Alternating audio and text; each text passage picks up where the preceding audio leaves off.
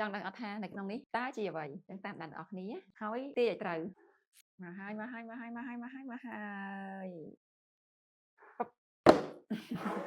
ទាញមើលថាជាអីគេតោះ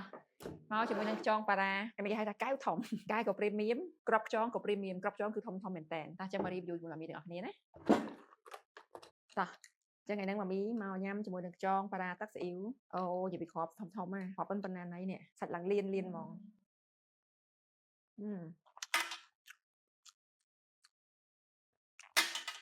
ខ្លាំង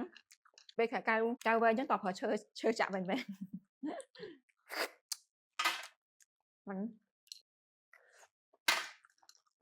ទាំងអស់គ្នាតិចសួរអកៅហ្នឹងសួរអកៅហ្នឹងមាននឹងក្រងណាទាំងអស់គ្នាចង់ញ៉ាំខ្យងប៉ារ៉ាក្របធំសាច់ណែនទៅក៏និយាយខ្យងប៉ារ៉ាក្របព្រីមៀមកំប៉ុងព្រីមៀមគឺអត់មានទេមានតែកំប៉ុងធម្មតាដូចលក់រាល់ដងអញ្ចឹងទាំងអស់ហ្នឹងអាចរកបាននៅ Mami Seafood